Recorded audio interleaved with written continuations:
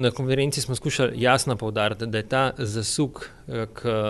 trajnostni rabi vseh naravnih virov, od energije, vode in tudi vseh surovin, da je to tisti temeljni zasuk, ki ga ne zahteva samo naše okolje, ampak je to temeljna usmeritev, ki ga zahteva naše gospodarstvo, če želi biti konkurenčno in če želi preživeti v globalni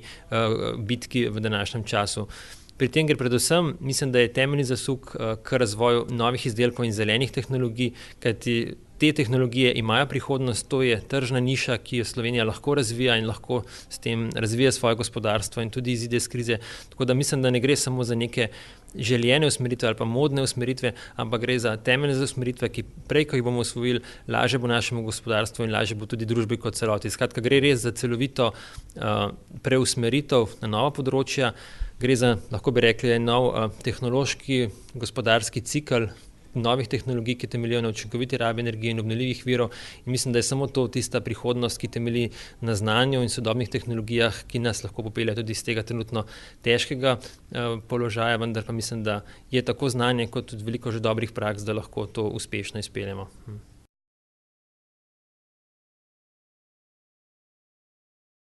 Mislim, da v Sloveniji se lahko pohvalimo z nekaj zelo dobrimi primeri takega trajnostnega ravnanja, da imamo kar nekaj res dobrih svetovno uspešnih projektov. Če pogledamo kot celoto, pa mislim, da smo nekje kljub vsemu še na začetku, ne. Čeprav se področje učinkovite rabe energije kot tudi obnovljivih virov že razvija in kljub vsemu so določene stvari bile narejene, ampak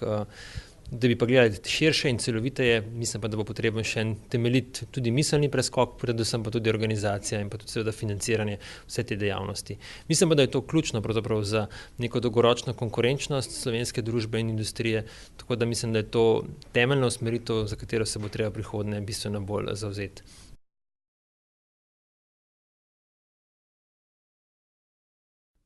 Pri manjših podjetjih mislim, da je še vedno glavni problem pravzaprav pomanjkanje znanja in pa ljudi, ki bi lahko kvalitetno opravljali to delo. Tako da tukaj se kaže pravzaprav trenutno daleč največji izziv prav pri zagotavljanju kvalitetnih energetskih storitev strani energetskih podjetij. Da bi ta podjetja, tem podjetjem, ki sama ne uspejo izpeljati teh ukrepov, ponudila kvalitetno energetske storitve, po možnosti, da bi jih celo financirala, govorimo o energetskem pogodbeništvu, financiranju strani tretje strani, da bi na ta način lahko izkoristili ukrepe, ki so ekonomsko zelo zanimivi, skratka imajo sprejemljive vračilne dobe vračanja. Po drugi strani pa za njihovo izvedbo podjetje bodisi nima denarja, kar je najbolj pogosto tudi v javnem sektorju, ker enostavno je podjetje vlagal v svojo osnovno dejavnost,